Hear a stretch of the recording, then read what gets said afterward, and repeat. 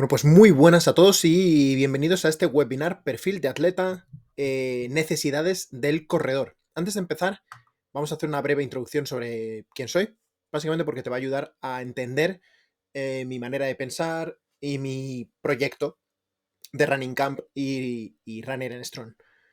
¿Quién soy? ¿Y por qué mi sistema es diferente? Mirad, mi background no es como el de la mayoría de entrenadores de carrera. Como veis en estas fotos, lo primero que no era un adolescente demasiado atlético y ahí había empezado mi proyecto de entrenamiento. Ahí debería llevar entrenando 1 año o 2 años. Casi todo lo que yo he hecho ha sido levantar pesas. ¿De acuerdo? Mi background es todo levantando pesas, veis ahí ciertos movimientos. El tipo bajito de abajo es Brett Gibbs, que ha sido campeón del mundo y con varios récords mundiales en powerlifting. ¿Vale? Y ese es el tipo de formación que yo he recibido mayoritariamente sobre cómo levantar pesas. Pero, por casualidades de la vida, acabé entrenando corredores y también he corrido. Como veis, aquí hay un par de sesiones que he querido coger. Una es una tirada de un entrenamiento de 1 hora donde corrí casi 17 kilómetros, 15 600, perdón. He dicho 17, 16 kilómetros. 15 kilómetros, 680, 700 metros casi, en 1 hora. Y una de las carreras de 5 kilómetros que hice por debajo de 20 minutos, de las varias que he cumplido, ¿no? Entonces, corro poco, pero me sirve para conseguir unos resultados bastante decentes, ¿no? A pesar de que mi background y todo lo que yo hago mayoritariamente sea levantar pesas. Otra de mis particularidades es que tengo TDA, trastorno de déficit de atención. Soy muy malo aprendiendo de los demás. Casi todo lo que aprendo es por mí mismo y en base a cierto error. Esto tiene sus cosas buenas y sus cosas malas, ¿no? Otra de las tendencias, digamos, de la gente que tiene TDA es que tiene pensamiento fuera de lo común, creatividad, capacidad de hiperfoco. En este caso, pues para mí es el entrenamiento de carrera y cómo entrenarlo y todo lo que hago, todo lo que leo, todo lo que estudio va centrado en esto, ¿no? Entonces llevo ya bastantes años haciéndolo y, bueno, para que lo sepáis. Y otra de las particularidades es la habilidad para resolver problemas. Tienes un problema, como pueden ser lesiones, como puede ser no consigo progresar, etcétera, etcétera. Debido a pues, esta creatividad y este pensamiento fuera de lo común, puedo integrar todo mi conocimiento en prevención de lesiones o en tratar lesiones, entrenamiento de fuerza, con lo que estoy estudiando sobre carrera y dar un programa pues un poco diferente a lo que hay ahí fuera. ¿Y por qué creo que es importante que conozcas esto? Porque si no conoces lo básico, las necesidades de la carrera y del corredor, va a ser muy difícil que puedas hacer una buena programación y un buen entrenamiento o modificar los entrenamientos que ya te hace tu propio entrenador, los que encuentras en Google, etcétera, etcétera, ¿vale? Esto para mí es muy importante. Es teórico, es un poco aburrido, pero voy a intentar hacerlo lo más rápido posible y lo más ameno posible para que tengas una idea clara cuando termine este webinar sobre qué es lo que tienes que hacer para mejorar. ¿Qué es el cardio? Bueno, pues el ejercicio cardiovascular, también conocido como ejercicio aeróbico, es cualquier actividad física que aumente la frecuencia cardíaca y la respiración, mejorando así la eficiencia del sistema cardiovascular y el transporte de oxígeno y nutrientes al cuerpo. Esto también implica el ejercicio de pesas. Cuando tú realizas pesas, también estás aumentando tu frecuencia cardíaca y también estás aumentando tu respiración. Con lo cual, el ejercicio, o sea, el trabajo de gimnasio, perdón, también implica un componente cardiovascular, aunque no lo consideremos como cardio. Entonces, prácticamente cualquier cosa que haga es cardio. Para mí el sistema cardio o la palabra cardio no me gusta. Me gusta la palabra resistencia. Y yo lo que quiero con mis corredores es que sean resistentes a un esfuerzo máximo de entre 20 segundos y 2 minutos. Que tengan resistencia a hacer 5 minutos o 15 minutos a tope. Que tengan resistencia a repetir esfuerzos, que puedas hacer una serie de 1 kilómetro, de 2, y repetirlo, y repetirlo, y repetirlo, y seguir sacando más o menos los mismos números. Que puedas correr una media maratón, un maratón, 50 kilómetros, una ultra de 100 kilómetros. Tener resistencia para poder hacerlo. Y dos cosas muy importantes, resistencia a la postura, ¿vale? Tener una buena postura durante todo el día y durante una carrera o en ejercicio, ¿de acuerdo? Porque también puede darse que durante una sentadilla te tuerzas, no tengas la suficientemente fuerza, digamos, o resistencia para mantener una buena posición, ¿no? Esto es fundamental y también va dentro de la resistencia. Entonces, no nos olvidemos de que hay algo más allá que el cardiovascular, ¿vale? O que resistencia también implica un componente postural. Y lo vais a entender muy bien porque, al fin y al cabo, el cardio no es más que energía y gestión de desechos. Tener la suficiente gasolina, digamos, en tus músculos para el esfuerzo que le estás pidiendo y que sean capaces de mantenerlo, que los residuos que se generan, tu cuerpo los pueda eliminar rápido para mantenerse en forma, porque cuando esos desechos colapsan un poco, digamos, el músculo o la célula, entre comillas, va a dejar de funcionar y va a empezar la fatiga, ¿de acuerdo? Entonces, la resistencia, el cardio, como quieras llamarlo, se basa en dos principios, la energía y la gestión de residuos. Conocemos el sistema aeróbico y el sistema anaeróbico, pero hay un tercero del que se habla muy poquito, que es el sistema de los fosfágenos. ¿Cómo explicamos esto? Mirar, de la manera más sencilla que yo sé hacerlo. El sistema de los fosfágenos, digamos, sería esa cerilla que enciende súper rápido, pero no dura nada, ¿de acuerdo? Imaginaos que queréis encender ese tronco con una cerilla. No va a pasar. Vale. ¿Qué tendríamos que necesitamos? Un paso intermedio. Necesitamos el sistema anaeróbico. Un papel, unas ramitas más pequeñas, algo que sí que puedas prender con esa cerilla, dé un poquito de calor y aguante lo suficiente para que puedas quemar el tronco gordo. ¿De acuerdo? Ese sería el sistema anaeróbico. Y por último, el tronco sería el sistema aeróbico, que una vez que arde puede estar durante mucho, mucho, mucho tiempo. ¿De acuerdo? Problema, pues que el sistema aeróbico del tronco tarda en arrancar. ¿De acuerdo? Necesitamos los otros dos primeros. Y los otros dos primeros, el problema que tienen es que duran muy poquito. Se van a acabar enseguida. Lo ideal, lo perfecto, pues sería que pudiéramos aguantar con el anaeróbico o el de los fosfágenos por siempre, pero no sucede porque generan mucho residuo. ¿De acuerdo? Eso va a hacer que colapse, pues, que lo llenes de lactato, de moléculas de hidrógeno, etcétera, etcétera, y básicamente pierdas un poco la capacidad del músculo de contraerse y generar fuerza. ¿Por qué hemos explicado esto así tan breve y tan rápido? Bueno, pues es importante porque, digamos, el sistema aeróbico va relacionado con las grasas, ¿de acuerdo? El sistema anaeróbico va relacionado con los carbohidratos, los azúcares, pastas y demás. Hemos dicho que el entrenamiento cardiovascular se basa en dos principios, que es el de la energía y el de gestión de residuos, ¿de acuerdo? Esto es muy importante, porque dependiendo el tipo de entrenamiento, el tipo de sesión que vayas a hacer, vas a necesitar más uno o más de otro. Siempre, siempre, siempre funcionan todos juntos. O sea, si hacemos un timeline de un maratón, por ejemplo, tus primeros pasos se van a dar gracias al sistema de los fosfágenos. Va a ser los que inician el primer movimiento. Los primeros pasos son gracias a ellos. Una vez que empiezas a moverte, el sistema anaeróbico, el de la glucosa, el glucógeno, va a empezar a funcionar. Y en el momento que hay un poco de lactato en tu cuerpo, ese lactato va a pasar a ser recogido por el sistema cardiovascular y ser transformado en energía limpia, digamos. Se va a volver a producir glucógeno en el hígado o se va a transportar añadiéndole me saldrá ahora mismo, me queda flaseado. Un hidrógeno más podrá volver otra vez al ciclo de Krebs y conseguir más energía a través de ahí, o puede ser llevado al corazón y al cerebro para usarlo como energía, porque el cerebro y el corazón sí pueden utilizar el lactato como energía, como fuente de energía. Pero esto solo se puede dar con un buen sistema aeróbico. Entonces, sucede y puede darse el caso de que no seas bueno utilizando las grasas o que no seas bueno utilizando los carbohidratos. Y esto tiene sus problemas.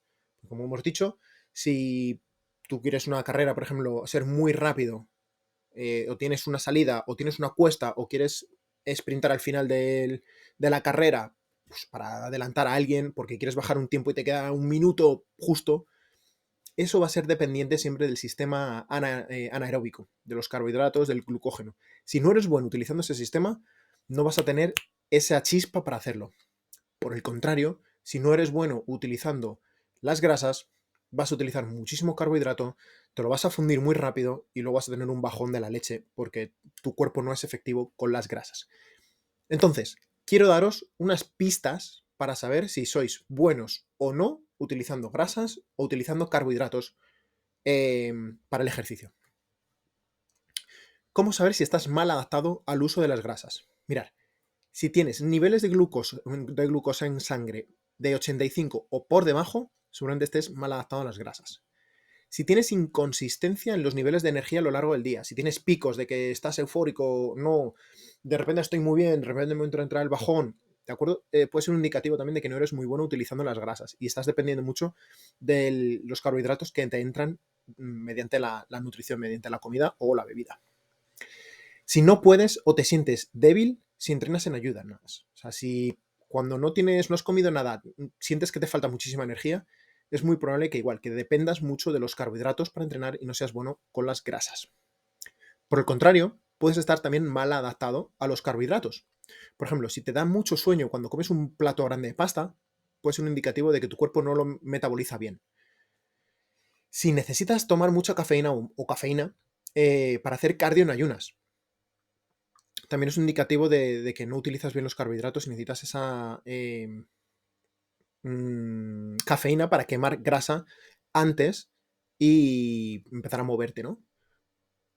Y otro punto es si tienes una salida en las carreras o en los entrenamientos muy lento. Si te cuesta unos minutos coger el ritmo y demás, puede ser pues que no estés utilizando bien este sistema de fosfágenos, de los carbohidratos, el papel, digamos, y vas casi directamente a la grasa, ¿no?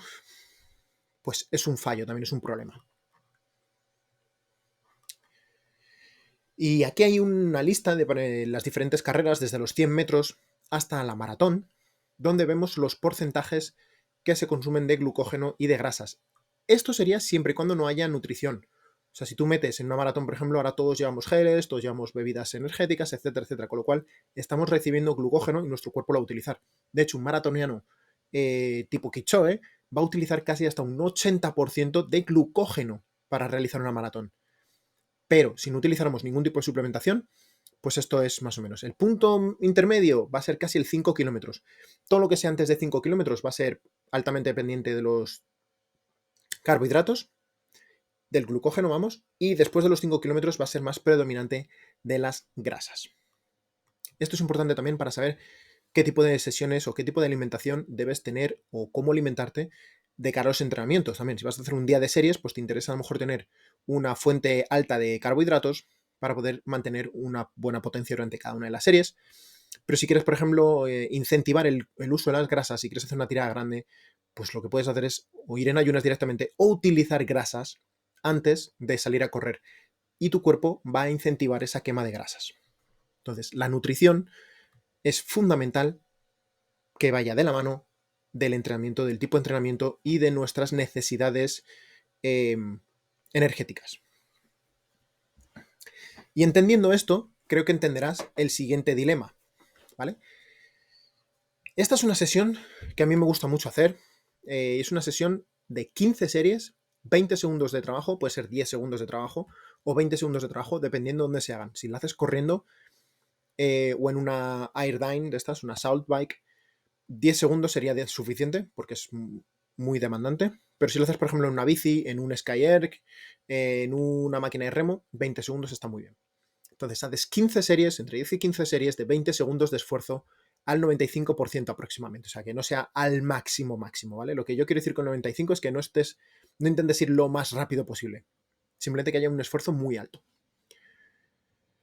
Vale, bueno, si descansamos 2 minutos en cada una de estas sesiones, o sea, en cada una de estas series, vamos a tener tiempo suficiente para reponer el sistema de los fosfágenos, ¿de acuerdo? Vamos a utilizar esa energía, digamos, limpia, de esa glucosa y ese ATP que está almacenado en los músculos para el intervalo. Vamos a usar muy poquito el sistema anaeróbico y en la recuperación el sistema aeróbico va a ser el que recupere, el que reponga ese ATP en nuestros músculos, ¿de acuerdo? Si descansáramos 40 segundos, la cosa cambia. No tenemos tiempo suficiente mediante el sistema aeróbico de reponer ese ATP en el músculo, ¿de acuerdo? El ATP es la moneda de cambio, es lo que utiliza tu cuerpo para poder flexionar el codo, para poder alcanzar la cámara en este caso, ¿no? Cualquier movimiento muscular requiere ATP, incluso pestañear, ¿de acuerdo? 2 minutos, tenemos tiempo suficiente para reponer este ATP en el músculo. 40 segundos no es tiempo suficiente para reponerlo al completo para este tipo de series. Entonces, cuando vamos a gastar el ATP que hayamos generado, y a partir de ahí tendrá que entrar el sistema anaeróbico. ¿De acuerdo? Este tipo de trabajo es muy bueno para adaptarte al lactato, por ejemplo, y esa intensidad de seguir produciendo fuerza a pesar de que haya mucha fatiga. Por último, tendríamos el tercer caso, que sería descansar 20 segundos con 20 segundos de trabajo. 20 segundos es un muy poquito tiempo, cuando estás haciendo una alta intensidad. Con lo cual, en el momento en que llevemos unas pocas series, 5, 6, 7 series, va a entrar a tope el sistema aeróbico. Ya no vas a tener, no es tiempo suficiente para que ese ATP se recupere de manera plena, ni mediante la vía aeróbica, anaeróbica, ni mediante el sistema de los fosfágenos. Entonces, como veis, misma sesión, si cambias el tiempo de espera, es una sesión completamente diferente. En una vas a estar trabajando una técnica y una explosividad, una potencia altísimas. En la siguiente estás adaptando tu cuerpo al lactato y a trabajar bajo fatiga. Y en el tercero es un buen ejemplo de intervalo al final aeróbico. Como al final la mayoría de ese trabajo, precisamente porque el descanso es muy pequeñito, va a ser aeróbico, a pesar de que sea o estés intentando poner el 95% de esfuerzo en cada serie. Pero vamos al mismo, precisamente porque el tiempo de espera o el descanso entre series es muy cortito, no vas a descansar mucho, tu pico de fuerza va a bajar mucho y al final lo que vas a hacer es mantenerte en, una zona cardiovascular aeróbica. Cuáles son las necesidades fisiológicas del corredor? ¿Qué necesitas tú para ser un buen corredor? ¿Qué necesitas para batir tu próximo récord? ¿Qué necesitas para hacer esa carrera que todavía no te has atrevido a hacer, como una maratón o media maratón o un trail, ¿no? Bueno, pues necesitas una buena capacidad aeróbica y anaeróbica. Tienes que entrenar ambas dos. Necesitas tener una buena tolerancia al lactato. Necesitas saber o metabolizar bien los nutrientes. Como hemos visto anteriormente, en una carrera vas a utilizar ambas. Vas a utilizar grasas y vas a utilizar carbohidratos. Si no utilizas bien una de las dos, te va a fallar el sistema, algo va a salir mal. Bien el arranque, o bien el final, o bien mantenerte. Vas a necesitar una buena función cardiopulmonar, ¿de acuerdo? Todos los músculos, tanto el corazón como la musculatura inspiratoria y exhalatoria. Músculos que sepan manejar la fatiga. Vas a necesitar un buen volumen de oxígeno máximo, aunque esto no es entrenable. Es como decir que en la NBA todos son altos, ¿vale? Pues todos los que llegan a la élite del atletismo van a tener un buen volumen de oxígeno máximo. Pero es igual que en la NBA todos son altos, ¿de acuerdo? Solo llegan los altos. Pues aquí sucede lo mismo, solo llegan los que tienen un alto volumen de oxígeno. Pero esto se construye casi todo en nuestra infancia y adolescencia. Y una vez que alcanza el máximo, es muy difícil que tú sigas mejorándolo. Y además que lo mejores no está relacionado con ser el mejor corredor. De hecho, uno de los mejores, de las personas que creo que tiene el récord, ¿no?, de volumen de oxígeno máximo, un esquiador de fondo, nunca ha ganado nada importante, ¿no? Y tiene el número más alto de todos. Entonces, no está relacionado con ser el mejor. Lo que sí está relacionado con ser el mejor es el que mejor tolera el lactato. Ojo con eso, porque vas a tener que tenerlo en cuenta para organizar tus sesiones. ¿Qué más cosas? Necesitamos ser eficiente en la carrera, esto es tener una buena técnica de carrera, y lo hemos dicho antes, esa resistencia al cansancio, que tú al final de la carrera no entres así. Solamente tienes que irte al final de una maratón para ver que la mayoría llega en unas condiciones horribles, pésimas. Y eso es porque no tienen la fuerza, la resistencia suficiente para mantener una buena postura durante el tiempo necesario. Por último, vas a necesitar muchas mitocondrias. Estos son las centrales energéticas de las células y el cuerpo humano. Y último de todo, disipar bien el calor. Mira, os voy a contar una anécdota, un estudio que leí hace mucho tiempo, y era utilizando un jacuzzi a 40 grados entre 5 y 15 minutos al día, 6 veces por semana, durante 3-6 semanas, no recuerdo bien el número exacto, solamente haciendo eso, sin cambiar nada más del entrenamiento, mejoraron un tiempo en carrera de 5 kilómetros de entre el 5 y el 10%. Ojo, mismos entrenamientos, lo único que fueron fue incluir un baño en un jacuzzi a 40 grados entre 5 minutos y 15 minutos al día. Y al cabo de unas semanas, su tiempo en un 5 kilómetros bajó un 10%. Así de importante es tolerar bien el calor. Así que un consejo es que cuando empiecen las temperaturas, las altas temperaturas, empecéis a correr fuera. ¿Vale? Cuando empiece junio a subir 25, 26, 28 grados, ya estés fuera. Cuando llegue agosto a 43 grados, tú vas a ser capaz de seguir corriendo en la calle. No vamos a hacer estupideces, no vamos a hacer correr series, pero sí que vas a poder hacer un trote cochinero a 43 grados sin que te pase nada. Y eso va a tener luego un pico de forma de la leche cuando llegue septiembre, octubre, noviembre, que el tiempo es más frío, tú vas a ser capaz de liberar más calor y el cuerpo funciona muchísimo mejor.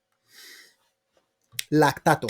Hemos dicho que el lactato sí que es la medición, digamos, que tu umbral de lactato sea más alto, sí que va ligado a tus números en carrera.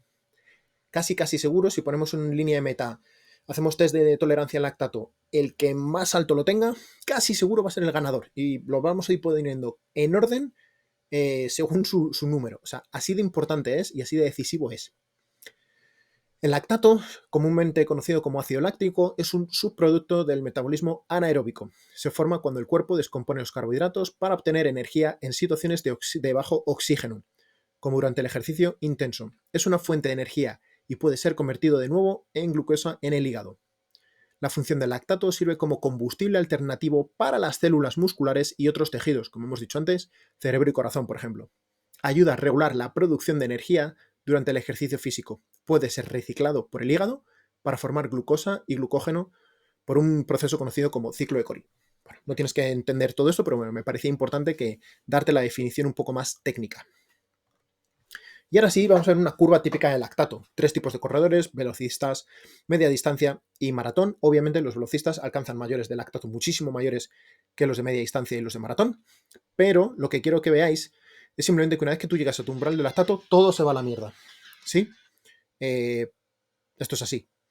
Una vez que tú llegas al umbral de lactato, tu cuerpo empieza a colapsar. Si no es capaz de reciclarlo, lo que hemos dicho antes al principio, ¿no? De que el cuerpo humano era al final de producir energía y limpiar los residuos, pues si los residuos empiezan a acumularse demasiado, tu cuerpo no tiene tiempo de limpiarlos, eso va a hacer que tu sistema colapse y empiece a apagar motores y apagar músculos en este caso. Vale. Otro umbral del que no se habla tanto es el umbral aeróbico. AET, el umbral aeróbico es un umbral al que puedes utilizar, o el lactato no supera el punto en el que tu cuerpo es capaz de limpiarlo, ¿sí? Hace un uso muy eficiente del oxígeno y supone esa transición metabólica, marca la frontera entre, digamos, el aeróbico y el anaeróbico. Digamos, todo lo que sea anterior al umbral aeróbico va a ser aeróbico y de ahí en adelante va a ser anaeróbico, ¿de acuerdo? Importante que te quede esto claro. Lo vamos a ver muy bien ahora en esta gráfica, ¿vale? Vamos a ver dos gráficas. Una de un corredor amateur y una de un corredor pro. Y vamos a ver los dos umbrales que estamos hablando. El primero, aerobic threshold, ¿vale? Este es el aeróbico del que te estoy hablando. Y el siguiente es el lactate threshold, ¿vale? El umbral de lactato. Todo lo que hay entre medias es la zona 3, la famosa zona 3. Si categorizamos los entrenamientos por zona 1, zona 2, zona 3, zona 4, zona 5, la zona 4-5 serían las muy intensas, ¿de acuerdo? Esos sprints, esas series fuertes. La zona 3 suele ser la zona de carrera y la zona 1 y 2 suele ser la zona aeróbica. Bien, como hemos dicho antes, este umbral aeróbico marca la diferencia entre si eres más aeróbico, o sea, marca la función entre aeróbico y anaeróbico. Quiero que miréis abajo. Estos números de aquí es heart rate, las pulsaciones por minuto. Como vemos, en esta persona, su umbral aeróbico está en 120 pulsaciones por minuto. Quiere decir que todo lo que sea por encima de 120 pulsaciones por minuto, él ya ha entrado en sistema anaeróbico. Ya está utilizando más carbohidratos que grasas. Y quiere decir que ya está empezando a acumular más metabolitos, más lactato, más hidrógeno, etcétera, etcétera, del que puede limpiar. Obviamente, contra más cerca esté de ese umbral, más lento será, ¿de acuerdo? Si imaginamos un embudo, ¿de acuerdo? Un embudo grande, pues la parte de abajo, digamos, va a ser tu capacidad de limpiar el lactato. Si volcamos una botella muy rápido, que sería un ritmo muy rápido, pues se va a llenar muy rápido ese embudo y va a colapsar todo, ¿de acuerdo? Ahí es cuando tienes que parar, que ya te da algo, todo empieza a quemarte y tal. Pues lo que pasaría. Otra opción es que empieces a volcarlo no tan rápido, que no lo llegues, pero empieza a llenarse, empieza a llenarse, empieza a llenarse, empieza a llenarse. ¿De acuerdo? Entonces, para que lo entendáis un poco, cómo funciona el lactato y el umbral del lactato. Vale. Esta persona, si hace algo más de 120 pulsaciones por minuto, ya está entrando en ese sistema. ¿Qué quiere decir esto? Que muchas personas no pueden correr a 120 pulsaciones por minuto. En el momento en que empiezan a correr un poco, se suben a las 130, 140 pulsaciones por minuto. Quiere decir que estas personas nunca están trabajando el sistema aeróbico. La zona 1 y la zona 2 nunca las están trabajando. Están siempre en zona de carrera. ¿Qué quiere decir? Que no están desarrollando su sistema cardiovascular, no están enseñando a su cuerpo a quemar grasas, no están desarrollando la capacidad de crear nuevos capilares para llevar bien el oxígeno y los nutrientes al cuerpo, no están mejorando las mitocondrias en las células y más y más y más beneficios que tiene entrenar en la zona 1 y 2. Siempre están entrenando en la zona 3. Y esto es una curva de umbrales de un corredor profesional. Mirar el umbral aeróbico que tiene esta persona en 150 pulsaciones por minuto. Mirar toda la zona 1 y zona 2 que tiene. Esta persona tiene que llegar a los 150 pulsaciones por minuto para entrar en la zona anaeróbica. O sea, todo ese trabajo, ese trote cochinero, esas series bajas, siempre y cuando no supere este umbral, o sea, este 150 pulsaciones por minuto, va a estar trabajando de manera aeróbica, va a estar construyendo, pues lo que hemos dicho, ese sistema cardiovascular, esos capilares, la capacidad de su cuerpo de quemar grasa y de utilizarla como energía. Va a estar desarrollando toda esa capacidad del cuerpo para tolerar luego, para limpiar el lactato cuando se produzca, etcétera, etcétera. ¿De acuerdo? Y de aquí nos vamos a ir al SDA, síndrome de deficiencia aeróbica. ¿Qué quiere decir esto? Pues mirar, quiere decir que cuando la diferencia entre el umbral aeróbico y tu umbral de lactato es superior a un 10%, tienes este SDA, ¿vale? Esto es un término acuñado por Phil Maffeton, un entrenador de atletismo súper conocido. Y este 10% se basa en las pulsaciones por minuto. Como veis, el umbral, por ejemplo, el primero es 120 menos el siguiente umbral es a 160, son 40, una diferencia de 40 pulsaciones por minuto. Vale, pues 40 es más del 10% de 160. ¿De acuerdo? Es casi un 25% más. O sea, es un 25%. Sin embargo, en el profesional tenemos que su primer umbral es en 150 aproximadamente y el siguiente umbral es como en 165. Hay una diferencia de 15 puntos, de 15 pulsaciones por minuto. 15 pulsaciones de 165, que es su último umbral, no es, es menor del 10%, es un 9, un 8, un 9%, algo así. No he hecho las cuentas, lo estoy diciendo de cabeza. ¿De acuerdo? ¿Qué quiere decir? Que si tú haces esto y descubres tus dos umbrales y en el curso, en el workshop,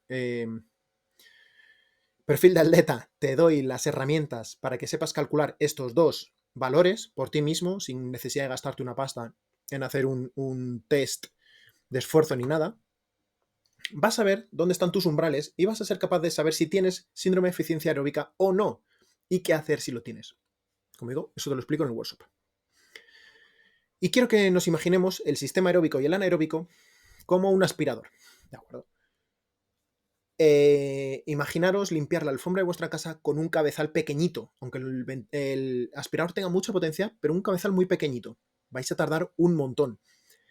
Ese cabezal pequeñito es tu capacidad aeróbica, ¿de acuerdo? Lo que hemos dicho antes, tú cuando estás en zona 1, zona 2, estás construyendo la capacidad de tu cuerpo de recoger ese lactato, ¿de acuerdo? Y pues llevarlo a las mitocondrias libres y reciclarlo, ¿de acuerdo? Eso se consigue con el entrenamiento aeróbico. Haces que tú, digamos, la boquilla del aspirador sea más grande. Por contra, el entrenamiento anaeróbico lo que es la potencia. Cuánto puedes absorber y cuánto puedes tolerar. ¿De acuerdo? De manera que pues con un aspirador muy pequeñito vas a tener que dar muchísimas pasadas para quitar lo mismo que un aspirador que sea industrial. ¿Vale? Y hay que entrenar los dos. Es que no vale solo hacer low steady. Por eso muchos no entrenan, porque sus sesiones de carrera viven en la zona 3. Porque tienen unos umbrales muy parecidos al primero, y siempre realmente todos sus entrenamientos al final siempre están en la misma franja. Ninguno se sale ni por la zona 1, ni ninguno se sale por la zona 3-4, o sea, 3-4, 4-5. ¿De acuerdo? Por eso muchos no mejoran. Pero claro, si no conoces los umbrales es difícil saber dónde estás. Hace tiempo hice una encuesta a 20 entrenadores y les pregunté que cuál era el principal problema que veían en las personas que entrenaban, ¿no? Y lo más respondido fue que la mayoría de personas hacen las sesiones lentas muy rápidas y las rápidas demasiado lentas. Pues es un poco lo que os acabo de comentar, ¿no? Al final, lo lento tenían que hacerlo más lento para estar en la zona aeróbica y las rápidas deberían ser mucho más rápidas para poder desarrollar ese motor del que estamos hablando antes, ¿no?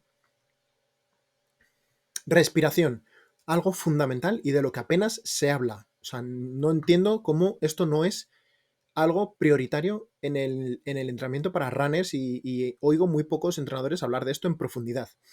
Vamos a ver 3 estudios diferentes y el primero de todos quiero que nos vamos a ir el de la derecha del todo, ¿de acuerdo? Donde veis ese círculo azul y ese círculo rojo. Esto es una muestra 1-1, ¿de acuerdo? Esto es un entrenador que se compró un analizador de gases portátil e hizo una prueba con él mismo, ¿de acuerdo? Pero hay muchos estudios que reflejan algo similar. Este tío de lo que hizo fue dar una vuelta a un circuito de 5 kilómetros, andando. En la primera respiró solo por la nariz. En la siguiente vuelta respiró solo por la boca. Vamos a ver los resultados. En la primera vuelta, que fue solo respirando por la nariz, utilizó un 86% de grasa. El porcentaje de grasa fue un 86%. De carbohidratos, un 8,53%. ¿Sí? De acuerdo. Cuando respiró por la boca, gastó un 33% de grasa y un 64% de carbohidratos. Cuando tú respiras por uno o por otro, eso manda diferentes sistemas, diferente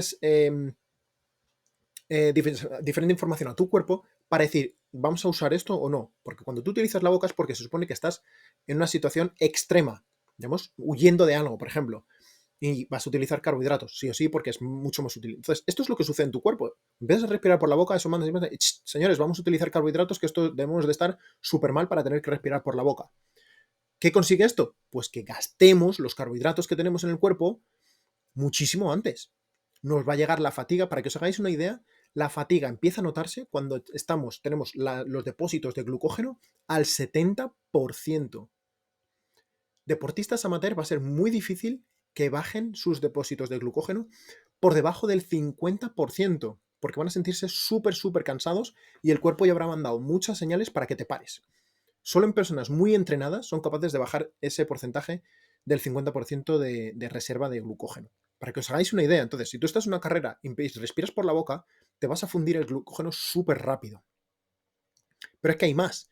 Es que cuando respiras por la boca, aumentas la transpiración. O sea, sueltas un 42%, o pierdes un 42% más de agua cuando respiras por la boca que cuando lo haces por la nariz. ¿Qué quiere decir esto? Que te deshidratas antes. ¿Qué quiere decir que te deshidratas antes? Bueno, pues que ciertas funciones del cuerpo van a empezar a perder eficiencia y tu temperatura corporal va a subir. ¿Qué hemos visto al principio? Que una de las particularidades o de las necesidades del corredor es ser capaz de tolerar bien el calor y básicamente esto significa de ser capaz de soltar el calor. Esto no sucede cuando no somos capaces de sudar, porque se nos ha ido toda el agua por la boca. Entonces, resulta que nos deshidratamos antes, resulta que nos gastamos los depósitos de glucógeno antes y luego tenemos el primer estudio aquí, que es un test Wingate, que son 30 segundos a full en una bici. Bueno, pues cuando se comparó utilizando solo la boca, utilizando solo la nariz, no se vio ninguna diferencia entre usar solo boca y solo nariz. También es verdad que solo se hizo una serie de 30 segundos al máximo. Entonces, para hacer una serie sola, no hubo diferencia en la potencia que puedes conseguir. Es un dato para que veáis que no creáis que utilizando la nariz vais a ser súper ineficientes y que respirar por la nariz os va a hacer perder muchísimo. En absoluto. Cuando te entrenas no es tanto. ¿Y por qué os digo esto? Porque vamos a hacer el test de tolerancia al CO2. ¿De acuerdo? Imaginaros, el cuerpo tiene unas alarmas para detectar CO2. Esto equivale a un detector de humos. ¿De acuerdo? Si el detector de humos de tu casa funciona mal y a la mínima que cocinas un poco salta la alarma, ¿vale? Pues esto es un problema, ¿no? Porque Tú no quieres que salte la alarma de incendios cuando estás cocinando. Quieres que suene la alarma cuando hay un incendio. De acuerdo. Si tu tolerancia al CO2 es muy bajita, quiere decir que tu sistema de alarma está roto. Y al poquito que de CO2 que haya, va a soltar las alarmas. ¿Y qué pasa con esas alarmas? Va a subir tu frecuencia cardíaca y va a aumentar tu ritmo de respiración. ¿Qué pasa cuando aumentas tu ritmo de respiración? Pues nada bueno, la verdad. Pero bueno, eso lo vamos a ver luego. Entonces, ¿qué necesitamos hacer para este test? Vamos a respirar 3 veces, suave por la nariz. Profundas, suelto por la nariz. Esto sería una. Vamos a hacerlo otra vez. Inspiro hondo. Suelto largo y profundo. Y ahora en la tercera, cojo aire. Y la idea es que lo sueltes lo más despacito que puedas. Lo más despacito que puedas. Lo más despacito que puedas. Súper, prácticamente imperceptible. Puedes ponerte un dedito para que lo notes. Pero básicamente imperceptible. La idea es que aguantes el máximo posible soltando el aire. O básicamente terminas el test cuando sientes pánico, cuando empiezas a notar el diafragma, ¿no?, que quiere respirar, o te has quedado sin aire en los pulmones. Por eso son las 3 condiciones: cuando te quedas sin aire para soltar, cuando sientes la urgencia de respirar, o si sientes pánico. ¿De acuerdo? Entonces, prepárate, coge aire y suelta. Muy suave. Tenemos aquí un relojito, vamos a durar 1 minuto, a ver quién aguanta más, ¿no? La idea es que aguantes, como digo, el máximo posible. Si sueltas muy rápido, muy pronto, vas a vaciar tus pulmones súper rápido. Entonces, hazlo muy despacito, muy despacito, muy despacito, muy despacito. Lo bueno que tiene este test es que lo puedes hacer todos los días. Un cronómetro en casa y lo puedes practicar y verlo. ¿Por qué? Bueno, yo he estado testeando muchísimas veces diferentes test de cómo te encuentras, ¿no? HRV, el famoso, no sé ni cómo, variabilidad cardíaca, el test de agarre, test de tocar con el dedo algo, muchísimos test. Y a mí el que más fiabilidad me ha dado ha sido el test de tolerancia al CO2. ¿Por qué? Porque está muy ligado a nuestro sistema simpático y parasimpático. ¿Qué quiere decir? Que cuando estoy más estresado, cuando no estoy listo, mi tolerancia al CO2 es más baja y saco una puntuación mucho más baja que cuando no. ¿Vale? Se termina el minuto en 3, 2, 1, maravilloso. Si has parado, se me olvida decirte que más o menos prestarás atención a cuando terminabas de coger aire, ¿no? O sea, cuando has necesitado respirar, porque lo vamos a ver ahora en el siguiente, ¿vale? Si has durado menos de 30 segundos, tienes una muy baja tolerancia al CO2. Si tienes 31 o 45, entre 31 y 45 segundos, baja tolerancia. Entre 46 y 60, buena tolerancia. Entre 61 y 90, muy buena tolerancia. Estos dos últimos no lo hemos visto, hemos parado en 60 segundos. Pero bueno, ¿por qué os cuento esto? Porque si vuestra tolerancia es muy baja, estáis respirando seguramente más de la cuenta. Quiere decir que estás hiperventilando. ¿Y qué pasa cuando hiperventilas? Pues que los niveles de... reduce el CO2 en sangre y esto provoca un aumento del pH sanguíneo, lo que quiere decir que altera el equilibrio químico del cuerpo y esto afecta a su rendimiento, a su funcionamiento.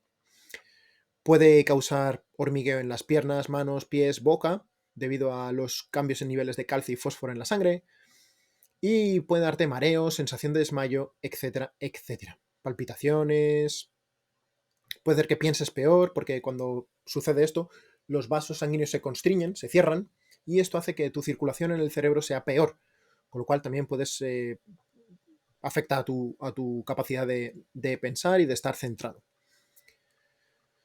Entonces, como digo, esto es muy importante esto es uno de los tests que vemos en el perfil de atleta y te daré las herramientas también para que lo trabajes en caso de que necesites mejorarlo, en caso de que estés en muy baja tolerancia o buena tolerancia incluso. Todos tenemos la posibilidad de subir a muy buena tolerancia, ¿de acuerdo? Sería muy adecuado. En el workshop te doy las herramientas para que llegues a ello. Necesidades del corredor físicas. Hemos visto ahora todo el tema un poco metabólico y demás. Ahora vamos a ver las físicas. Estos son un par de gráficas, ¿vale? El dibujito de arriba muestra qué parte de la carrera es, ¿no? Pues cuando aterrizamos, el pie de contacto, cuando empezamos a despegar y demás. Y los diferentes músculos que se activan en cada una de las fases. Y eso es lo mismo, pero en una gráfica de barras, ¿de acuerdo? Y aquí tenemos diferentes Carreras, un sprinter, un corredor de media distancia y un corredor de larga distancia. Quiero que os fijéis en que los corredores de larga distancia, que imagino seréis la mayoría de vosotros, somos el color mediano, el medio. Bueno, pues solo activamos más el glúteo medio y el recto femoral. Ahora veremos por qué. El patrón muscular, de acuerdo, de un corredor de baja distancia es el siguiente. Lo que sucede es que pasamos mucho tiempo, nuestro pie pasa mucho tiempo en contacto con el suelo. El glúteo medio hemos visto que se activa más que en cualquiera de los otros dos, y esto es porque la velocidad es más baja. ¿Qué tiene que hacer el glúteo medio? Estabilizar la cadera. Quiero que os fijéis en el vídeo que estáis viendo actualmente. ¿Veis que la chica apoya el pie y la cadera, ¡pum!, se cae? Vale, esto quiere decir esta chica, la verdad es que encontré este vídeo de chorra en Canva, pero viene súper bien porque mirad, ese pequeño gesto apoya y luego hace la cadera, ¡pum!, dos cosas. Lo primero es que su glúteo no es capaz de estabilizar la cadera. Lo segundo, hasta que la cadera no es estable, hasta que no ha caído, no va a ser capaz de aplicar fuerza. Quiere decir que contra más tarde en estabilizar, más tarda en aplicar la fuerza, más tiempo pasas de contacto en el suelo. El glúteo no es el que produce la energía, digámoslo, durante la carrera en un corredor de larga distancia, ¿vale? Va a ser el isquio principalmente y no tanto el glúteo como sí que sucede en sprinters y en corredores de media distancia porque las velocidades son mucho mayores. ¿Quiere decir esto que no entrenes glúteo máximo, por ejemplo, el glúteo mayor, perdón, con hip thrust y demás? No, lo puedes entrenar, por supuesto, pero que sepáis que en un corredor de larga distancia este ejercicio no va a ser tan útil como un ejercicio, por ejemplo, que dé estabilización de cadera, como pueden ser un split búlgaro, un pistol squat o un skater squat, ¿de acuerdo? Cualquier ejercicio que ayude o que enseñe a tu cuerpo a estabilizar la cadera va a ser mucho más útil que uno que ayude a producir potencia. ¿Quiere decir que no lo hagas? No, repito, pero es un fallo que ven bastantes corredores populares al entrenar, ¿no? Mucho hip thrust y mucho glute bridge, pero poca estabilización. Y estas son las lesiones. Pues también, la mayoría de las lesiones se producen en la rodilla y en los gemelos, y en el muslo, tobillo, pie y demás. ¿Vale? El top 10 de lesiones es el síndrome, dolor patelofemoral, lesión del tendón de Aquiles, síndrome por estrés tibial, fascitis plantar, síndrome de la banda iliotibial, rotura de fibras en el gemelo, lesión de menisco, fractura de estrés, tendinopatía patelar y lesiones en el glúteo.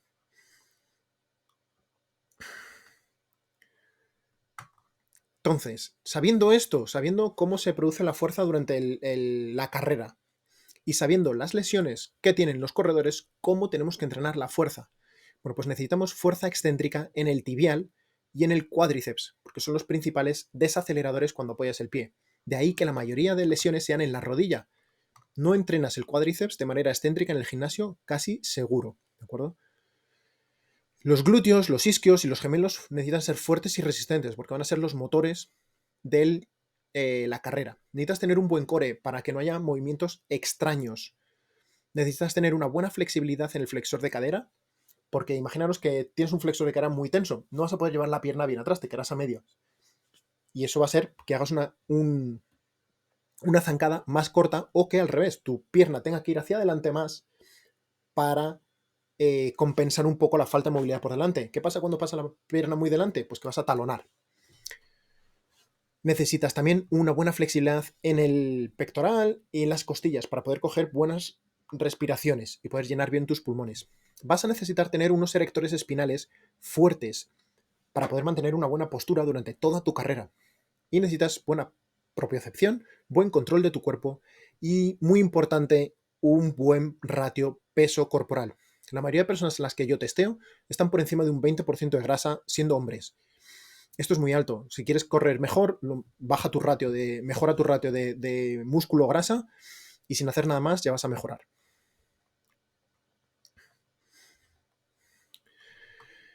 Vale, vamos a ver, ¿qué es la fuerza? Bueno, pues la fuerza, hablando básico, es la capacidad que tiene un músculo para ejercer una tensión contra una resistencia, superándola o contrarrestándola. ¿Cómo puede ayudar la fuerza a la carrera? Bien, pues el aumento de fuerza lo que hace es que mejoran las contracciones musculares, se hacen más eficientes.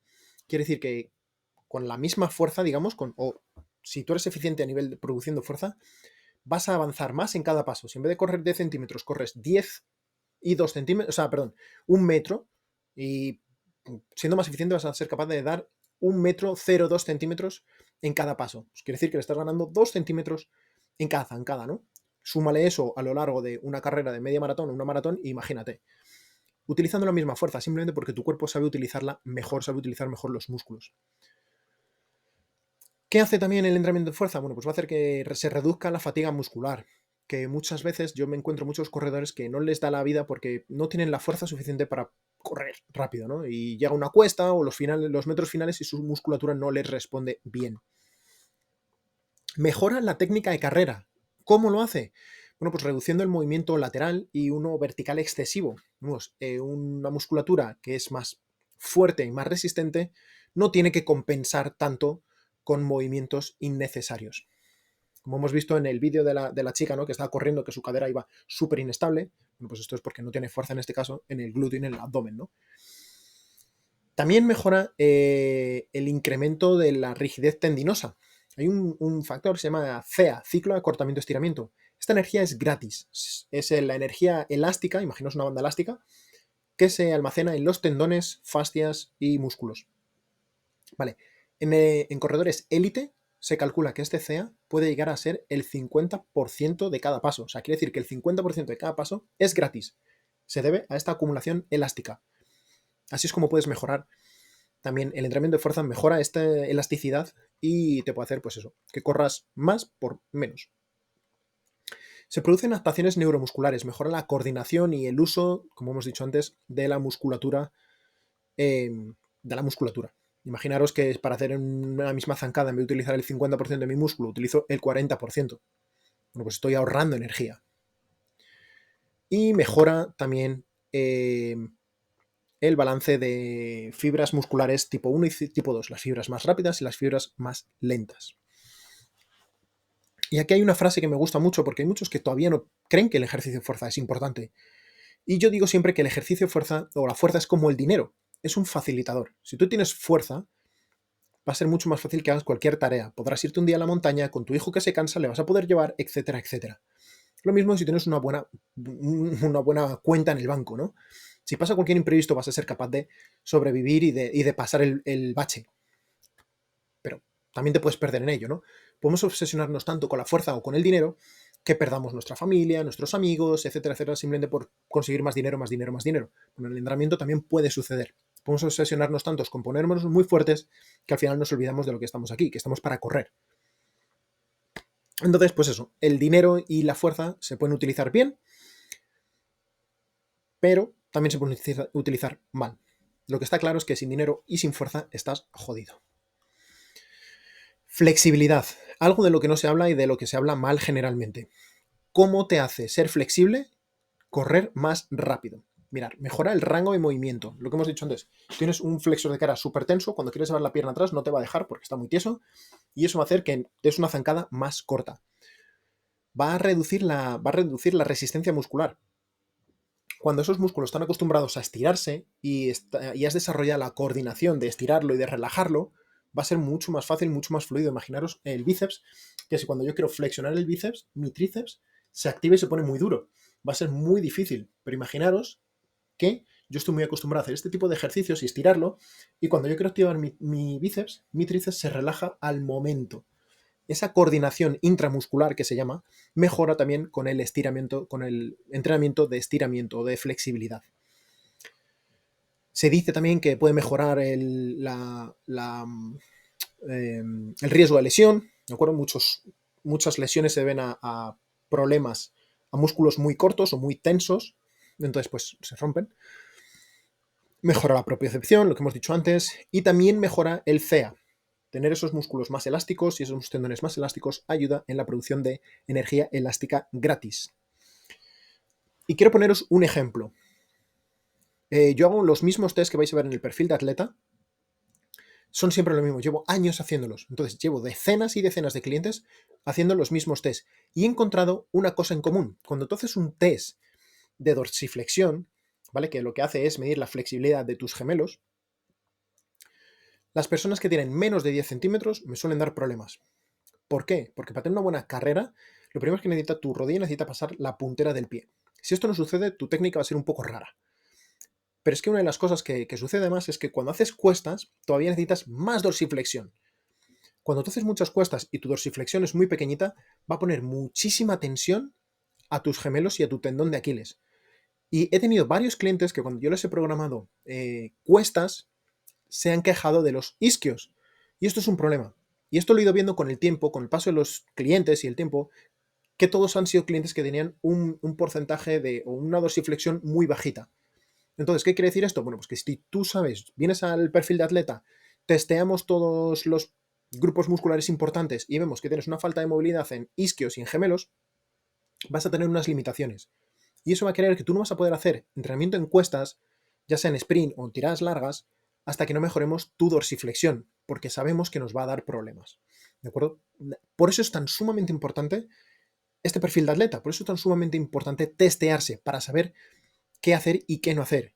Y así es como podemos realmente mejorar o prevenir lesiones, ¿no? Porque, ya digo, la repetición me ha enseñado a que ciertas cosas dan problemas. En este caso, ya digo, tener menos de 10 centímetros, me refiero de dorsiflexión, da problemas. Y para cerrar, quiero contaros un estudio muy curioso que escuché al doctor Stuart McGill, que es el mayor experto de espalda del mundo. Parece ser que alguien le contó al doctor McGill un estudio que hubo sobre jugadores de voleibol y de baloncesto, en el cual querían comprobar si la sentadilla era efectiva, era una herramienta útil para mejorar el salto vertical en estos dos deportes. Vale, la respuesta corta es que no. La sentadilla no mejoró el salto vertical en estos deportistas. La respuesta larga es que uno de los investigadores profundizó mucho más y descubrió que la sentadilla resulta que sí que mejoró, porque unos mejoraron y otros no, ¿vale? Porque al fin y al cabo esto es una media. Cogen 20 deportistas, por ejemplo, se les pone el mismo protocolo, unos mejoran y unos no. La media es que no mejoraron. Pero claro, la media, unos mejoraron y otros no. Entonces esta persona indagó un poco más. Oye, estos que han mejorado, ¿por qué han mejorado? Y vio que que las sentadillas sí que les había sido útiles a aquellos que tenían un ratio de piernas-torso más bajito. Quiere decir que los que tenían las piernas más cortas sí que les beneficia más. ¿Por qué? Porque estas personas cuando saltan se parecen mucho más a un patrón de movimiento de sentadilla. Mientras que las personas que tienen las piernas muy largas, cuando tú vas a saltar, se parece mucho más a un peso muerto. Pero es que hubo más. Dentro del grupo de personas con las piernas cortas, hubo unos que mejoraron mucho y otros que no mejoraron tanto. ¿Y qué descubrió? Bueno, pues descubrió que los que ya eran muy fuertes, metiéndoles sentadillas, no mejoraban mucho más. Por el contrario, los que eran muy elásticos, pero no tenían mucha fuerza, mejoraron muchísimo su salto vertical. Entonces, si tenían las piernas cortas y tenían un déficit de fuerza, digamos, utilizaban muy bien este CEA, este ciclo de acortamiento-estiramiento, pero no eran capaces de producir mucha fuerza, se beneficiaron muy mucho de un programa de sentadillas. Esto, la conclusión es individualización. No todo el mundo se va a beneficiar de lo mismo. Necesitas saber cuáles son tus necesidades o tus puntos débiles para que los puedas trabajar. Y esto, señores y señoras, es lo que os ofrezco en el workshop Perfil de Atleta, una batería de test donde vas a identificar tus puntos débiles musculares, flexibilidad, de movilidad, de coordinación y cosas que no te imaginabas como la tolerancia al CO2. Con todo esto, luego te voy a dar una hoja de ruta para que puedas organizar bien tus sesiones de entrenamiento. Así que, por mi parte, poco más. Estas son todas las cosas que se verán en el perfil de atleta. Vas a saber si eres fuerte o elástico, si eres más aeróbico o anaeróbico, si recuperas bien, recuperas mal, dolores y molestias, si tienes SDA o no, que hemos visto que era muy importante, tus puntos débiles, etcétera, etcétera. Porque si no sabes esto, estás construyendo tu carrera, todo tu entrenamiento de carrera, sobre un castillo de naipes, dispuesto a colapsar en cualquier momento. Lo que queremos es que construyas tu carrera sobre una base fuerte para que no te lesiones haciendo lo que más te gusta, que es correr. Lo dicho, por mi parte nada más. Muchísimas gracias por haber estado al otro lado. Espero que hayáis aprendido algo. Si os ha gustado, recomendarlo a alguien. Podéis escribirme si queréis trabajar conmigo o si queréis hacer el workshop en el email info@therunningcamp.es. a través de Instagram también me podéis encontrar como The Running Camp. En cualquiera de los dos me podéis contactar, lo he dicho, para trabajar conmigo en el 1 a 1, para que os lleve la programación, o por si queréis asistir a uno de los workshops que voy a hacer en el futuro. Así que nada, por mi parte nada más, un saludo grande, feliz running, adiós.